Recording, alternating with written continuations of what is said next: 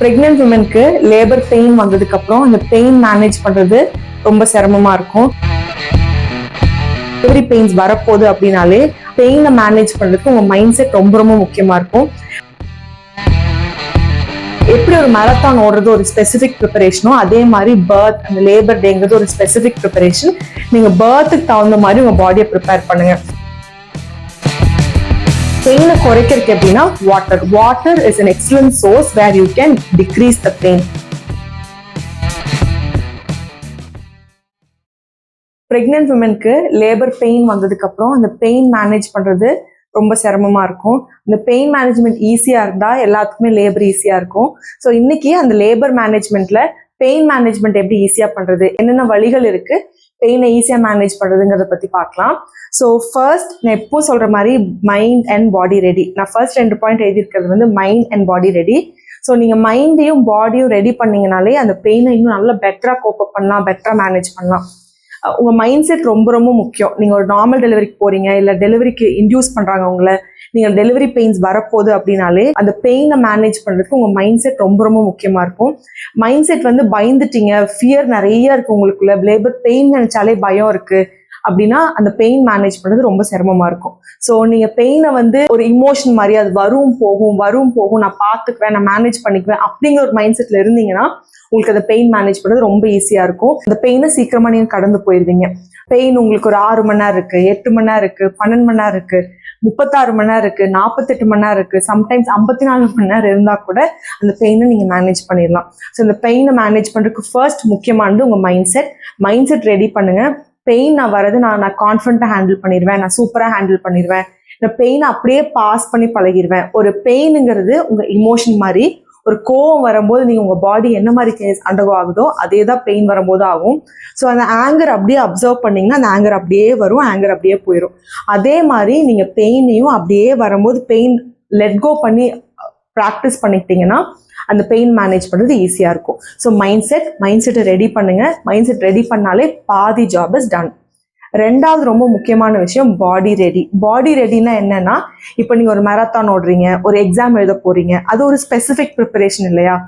So எப்படி ஒரு marathon ஓடுறது ஒரு ஸ்பெசிபிக் ப்ரிப்பரேஷனோ அதே மாதிரி பர்த் அந்த லேபர் டேங்கிறது ஒரு ஸ்பெசிபிக் ப்ரிப்பரேஷன்.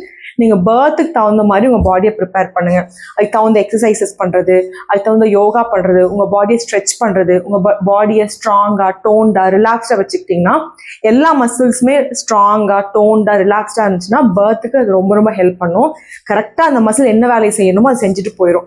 சப்போஸ் ஒரு மசில் இம்பேலன்ஸ் இருக்கு, மசில் தசைகள் பிடிப்பு இருக்கு, தசைகள் இம்பேலன்ஸ் சரியா இல்லைன்னா உங்களுக்கு வந்து டெலிவரி அப்போ அது கஷ்டமா இருக்கும்.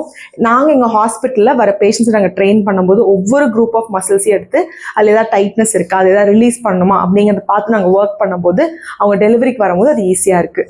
ஸோ நீங்கள் டெலிவரிக்கு ப்ரிப்பேர் ஆகிட்டு இருக்கீங்கன்னா இந்த ஃபேக்டர்ஸ்லாம் ஞாபகம் வச்சுக்கோங்க. ஸோ 2 பாயிண்ட் ரொம்ப முக்கியம். ஒன்று பாடி ரெடி, இன்னொன்று மைண்ட் ரெடி. அடுத்த 3வது முக்கியமான பாயிண்ட் ப்ரீதிங் எக்ஸசைசஸ். ஸோ நம்ம வந்து சில விஷயங்கள் நம்ம கண்ட்ரோலில் இருக்கும், சில விஷயங்கள் நம்ம கண்ட்ரோலில் இருக்காது.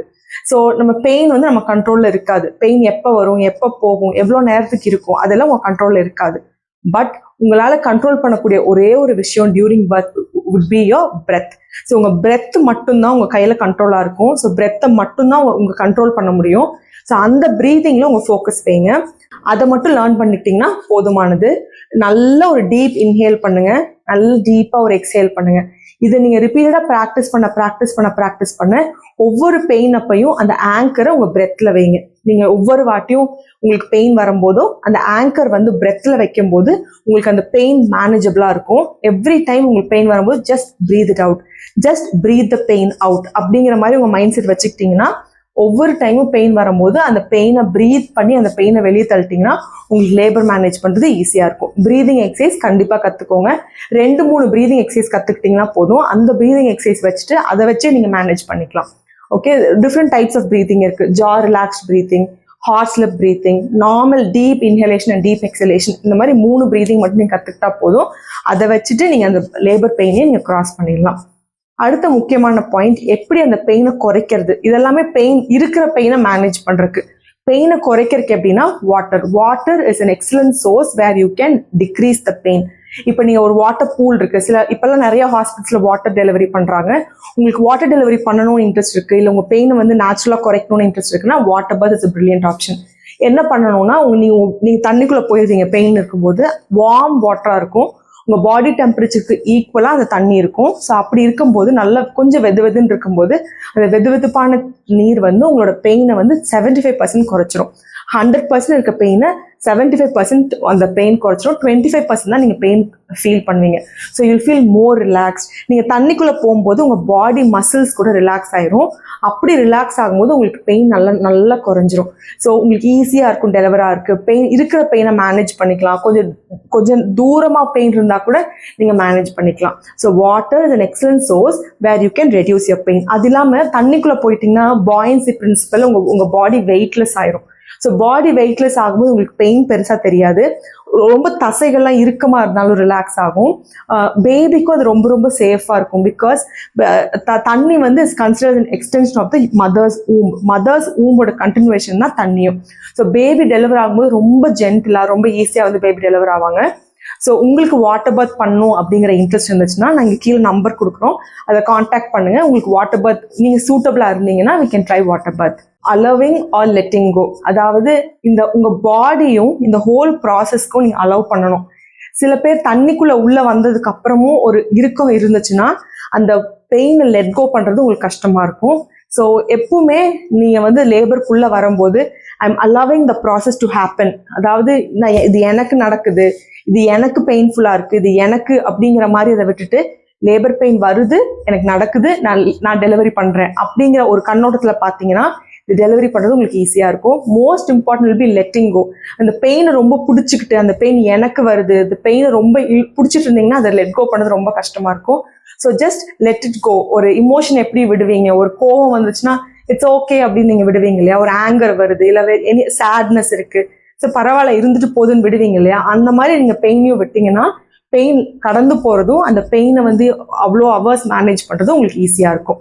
ஸோ நம்ம இன்னைக்கு பெயின் மேனேஜ்மெண்ட்டில் என்ன பார்த்தோம்னா ரொம்ப முக்கியமானது மைண்ட் அண்ட் பாடி ரெடி.